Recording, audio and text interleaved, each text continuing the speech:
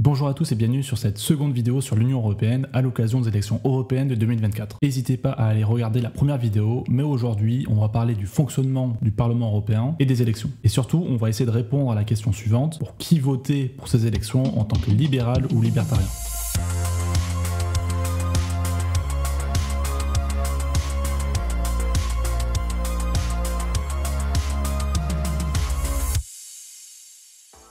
Avant de savoir pour qui on va voter, il est important de comprendre pourquoi on vote. Quoi sert le Parlement européen et comment fonctionnent les élections.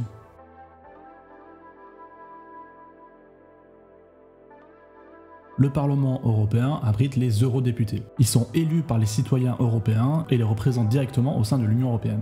Le rôle du Parlement européen est d'adopter la législation de l'Union conjointement avec le Conseil de l'Union européenne sur la base des propositions de la Commission européenne. Ils vont donc discuter, amender et voter les textes de loi proposés par la Commission et votent également le budget de l'Union européenne. Les eurodéputés ont un droit d'initiative législative, c'est-à-dire de proposition de loi, mais c'est assez différent de ce que l'on peut avoir, par exemple, à l'Assemblée nationale. Là où les députés français peuvent proposer une loi s'ils ont un groupe parlementaire, les députés européens peuvent demander à la Commission de soumettre une proposition de texte si celle-ci a été votée par la majorité des eurodéputés. Les eurodéputés appartiennent à des partis politiques nationaux qui s'associent au Parlement pour former des groupes transnationaux. Les groupes ne peuvent pas imposer de consignes de vote aux députés, contrairement à ce qu'on peut voir par exemple à l'Assemblée nationale française. A noter qu'il y a une différence entre les groupes européens et les partis politiques européens. Ce sont les partis au niveau du continent qui vont avoir une influence sur les partis nationaux et qui sont reconnus par l'Union européenne. Par exemple, il y a le parti politique européen PPE, lié au groupe européen du même nom, ou encore le parti des conservateurs européens et réformistes, présidé par Giorgia Meloni, et lié au groupe ECR à l'Union européenne. D'ailleurs, dans ces partis politiques, on peut y retrouver des membres qui viennent de pays qui ne sont même pas dans l'Union européenne, comme par exemple du Royaume-Uni ou de Serbie.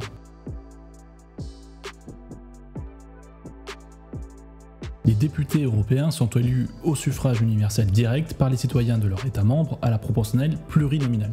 La répartition des sièges dépend de la population de chaque pays. Ainsi, l'Allemagne, qui est le pays le plus peuplé d'Europe, dispose de 96 eurodéputés, alors que Malte, Chypre ou le Luxembourg n'en comptent que 6. La France, elle, compte 81 députés sur les 720.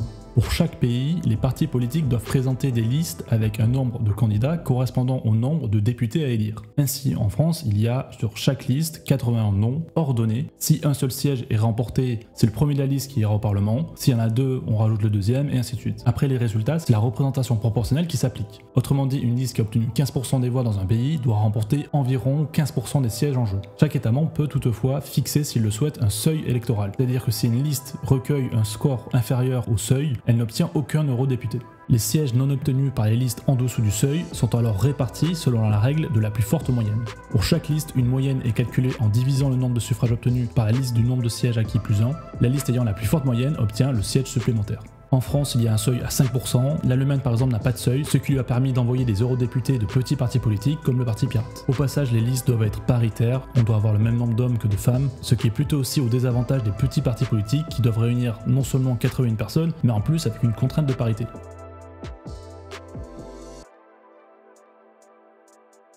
Il y a 38 listes pour lesquelles on peut voter, dont 4 listes ouvertement communistes. Si on rajoute à cela les listes marxistes, révolutionnaires ou je sais pas quoi, on est au moins à 7 listes. Au niveau des écolos, il y a 7 listes, voire même 8 avec les animalistes, et 4 listes souverainistes. Et 0 liste ouvertement libérale ou libertarienne. On va pas regarder en détail les 38 listes, on va déjà procéder par élimination. Les marxistes, les communistes, ça dégage. Les listes écolo animalistes aussi, n'est-ce pas Gaspard? La liste nationaliste, vu leur inspiration, ça dégage. Celle-ci sur des thématiques très spécifiques, comme sur la langue ou la démocratie, ça peut être intéressant mais ça dégage. Et aussi la liste de Lalanne et Dieudonné, bon voilà. On va d'abord commencer par les grosses listes qui sont le plus susceptibles d'élire des eurodéputés. La première des listes qu'on va regarder, c'est celle du Rassemblement National. Plus exactement, la France revient avec Jordan Bardella et Marine Le Pen, la liste donc du Rassemblement National, et pour le groupe européen Identité et Démocratie. Honnêtement, j'ai hésité à la virer tout à l'heure, tant ils ont tendance à partir sur une politique économique de gauche, mais c'est une liste qui est en tête des intentions de vote, et certains libéraux conservateurs pourraient peut-être être tentés de voter pour cette liste. Au niveau des points positifs de leur programme, ils parlent de libérer les entreprises, de refuser les impôts européens, de refuser les normes et les interdits, de faire de la simplification normative, d'assouplir les régulations sur l'IA, d'arrêter l'écologie punitive ou encore de conditionner les versements des aides. Le défaut du programme, c'est qu'il y a du patriotisme économique, donc du protectionnisme. Il parle d'arrêter le libre-échange déloyal au profit du juste échange. Ils sont contre la libéralisation dans le domaine de l'énergie. Et honnêtement, quand on regarde le programme, on a surtout des mesures sur l'immigration, peu de choses sur l'économie. On est au RN, faut pas oublier. Si on regarde le bilan de Bardella ou du groupe ID au Parlement, on voit qu'ils sont opposés à de nombreux textes sur le thème LGBT ou de l'écologie. Ils se sont abstenus sur la loi sur la taxe carbone et tous les RN ont voté contre le texte asile et immigration, contrairement au reste du groupe ID. Bardella et le groupe RN ont plutôt la réputation de pas beaucoup travailler au Parlement européen. Alors après, les sources que j'ai trouvées sur leur bilan à l'Union européenne sont des médias plutôt orientés à gauche. J'ai pas trouvé grand chose de leur côté qui vantait leur bilan. En conclusion, sur le RN, on peut dire que c'est un peu moins pire à ce qu'on pourrait s'attendre en comparaison au programme présidentiel de Marine Le Pen, mais quand ça va dans le bon sens, ça va pas non plus très loin. Globalement, il n'y a pas grand chose dans le programme et apparemment pas grand chose au Parlement non plus.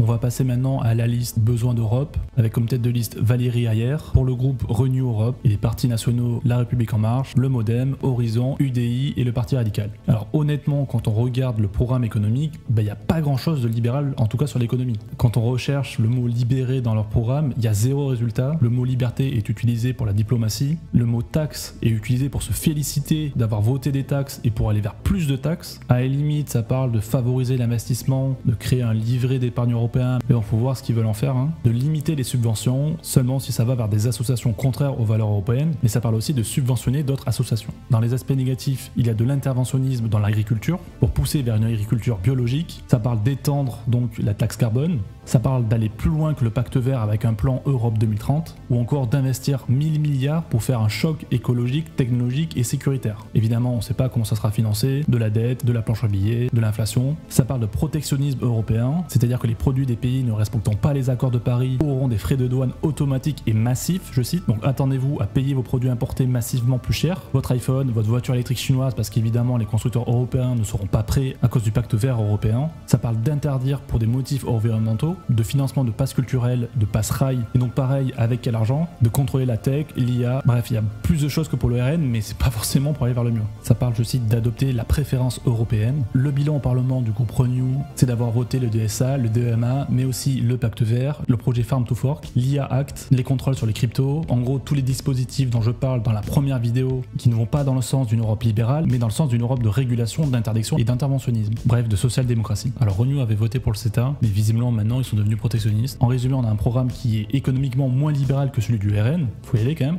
Je veux dire, c'est censé être un parti soi-disant libéral en France. Honnêtement, je vois pas comment un libéral pourrait appeler à voter pour cette liste. C'est soit creux, soit une pente glissante.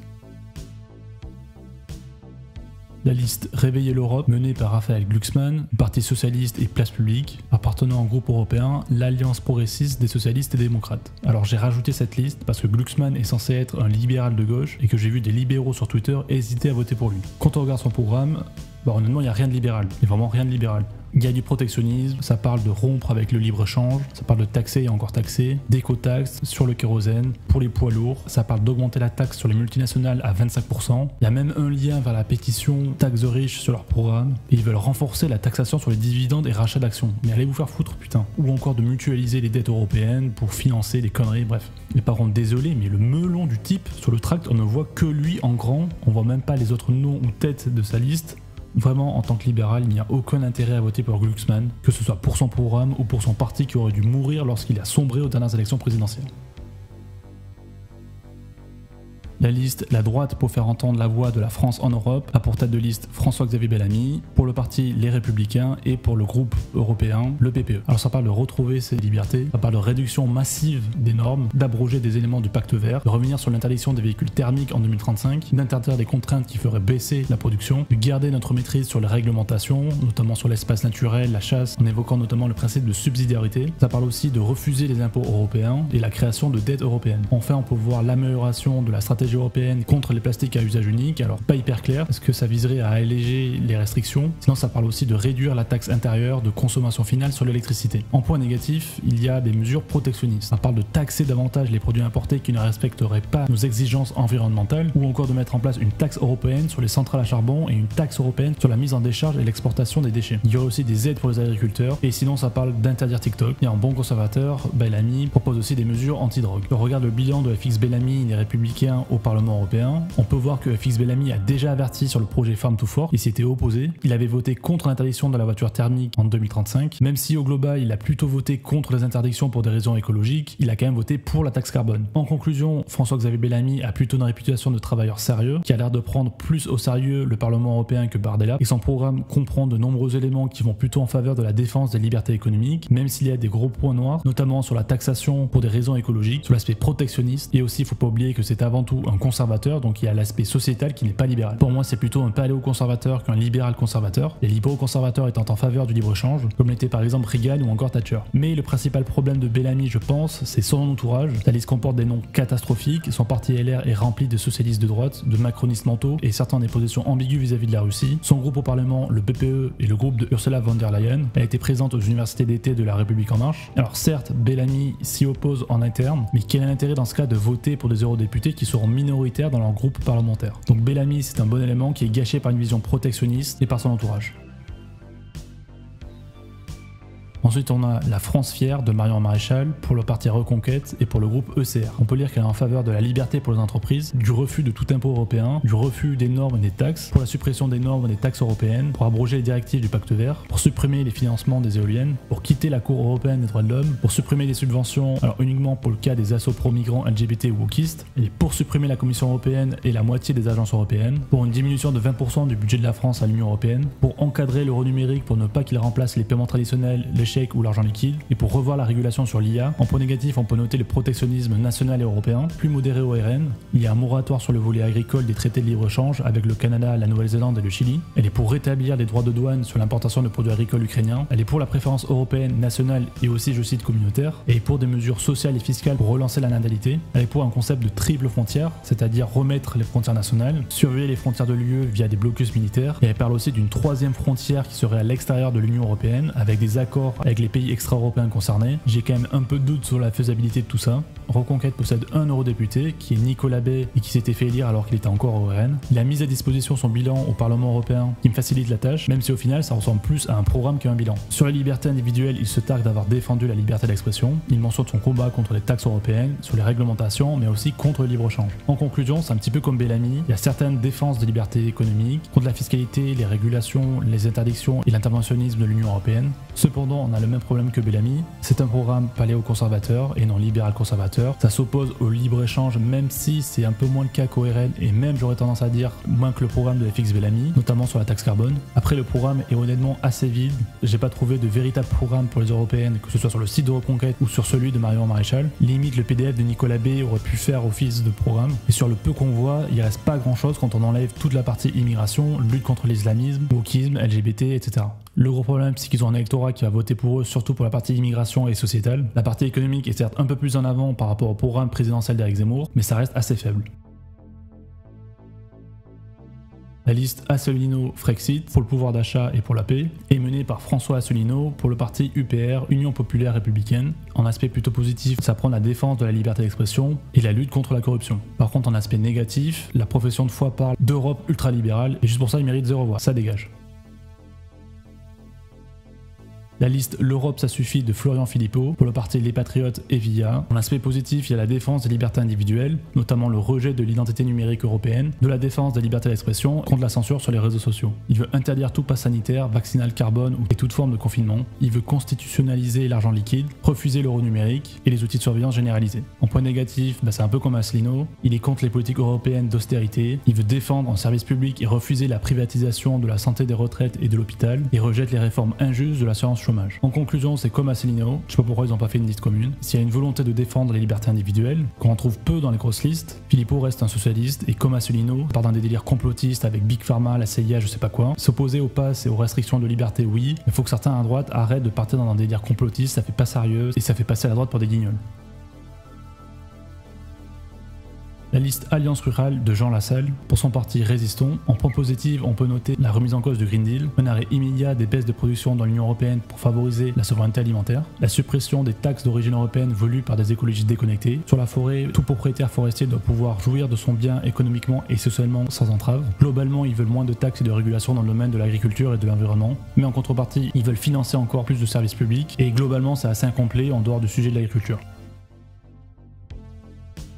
Le Parti pirate, liste du parti du même nom, est mené par Caroline Zorn. Leur devise c'est liberté, démocratie et partage. Donc déjà le premier est parfait, le deuxième ça se discute et enfin le dernier ça dégage. Les points positifs c'est qu'ils s'engagent à défendre les libertés individuelles, la démocratie directe, ce qui est prôné par certains libéraux, voire certains libertariens, et une volonté de protéger les individus contre les atteintes à leur vie privée, à respecter leurs droits, à ne pas faire l'objet de surveillance omniprésente. Il y a aussi la préservation de la neutralité du net. En point négatif, il y a la fiscalité. Ils veulent, je cite, modifier les politiques fiscales pour faire peser la charge fiscale sur le capital au lieu du travail. En gros, ils veulent plus de taxes pour les entreprises. Ils veulent obliger les États à proposer une assurance publique obligatoire. Et sur l'écologie, ils veulent mettre en œuvre un principe pollueur-payeur, en gros mettre des taxes. Ils parlent de réformer profondément les modalités de négociation et d'adoption des traités sur le commerce international en renforçant le rôle du Parlement européen et la transparence. Alors c'est pas très clair, j'ai quand même regardé sur leur site, il y a un article qui parle du CETA. Ils lui reprochent effectivement le fait que ce soit négocié en dehors de l'espace public et de manière secrète. Ils n'ont pas l'air opposés en soi sur le principe de libre-échange, ou en tout cas ça ne transparaît pas. Certains libertariens sont tentés de voter pour cette liste. Il y a en effet la défense des libertés individuelles, notamment sur le web, de la vie privée. Cependant, économiquement, le peu de propositions ne sont pas libérales. Effectivement, ce n'est pas un parti libéral, mais plutôt libertaire, qui reprend les principes de gauche égalitaristes et écologistes. D'ailleurs, l'interview de la tête de liste est assez révélatrice. Quand on défend la liberté numérique, est-ce qu'on n'est pas attaqué, vu comme un danger libertarien ?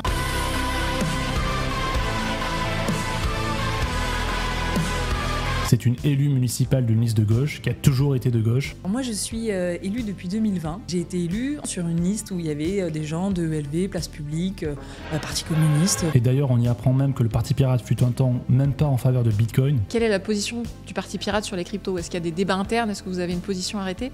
On revient de loin, hein. Oui, Ouais. on revient de loin au Parti pirate sur cette question. Parce que longtemps, c'était une question qui était traitée par quelques personnes qui n'étaient pas du tout convaincues. Et en fait, ces personnes ne sont plus au Parti pirate. D'ailleurs dans leur programme, aucune mention du Bitcoin, ce qui m'a plutôt surpris pour un parti comme celui-ci. Pour conclure sur ces élections, on n'est pas prêt d'avoir plus de libéralisme en Europe. Ceci dit, si on regarde les intentions de vote, on aurait au niveau européen un basculement vers la droite. Donc on peut espérer que ça puisse stopper un minimum les régulations, interdictions et taxes de la gauche et du centre. À défaut de gagner des libertés, on pourrait au moins ne pas en perdre. Quand on regarde les programmes qui sont pour la plupart vides, les débats télévisés qui verraient au pugilat contre Bardella ou l'attaque personnelle, où ça parlait de sujets dont l'Union européenne n'a aucun champ d'action, ou qu'on voit justement le rôle assez limité finalement des eurodéputés, c'est difficile de voir dans cette élection autre chose qu'une espèce de bataille politique politicienne servant de financement en partie ou de pré-campagne en attendant les autres élections. J'espère que cette vidéo vous aura plu. Si c'est le cas, n'hésitez pas à vous abonner, à partager et à liker. Bonne chance pour choisir votre vote si vous êtes un libéral ou un libertarien, en espérant que cette vidéo vous aura été utile, si c'est pas déjà trop tard. En tout cas, je vous dis à la prochaine, c'était Média Libre, ciao.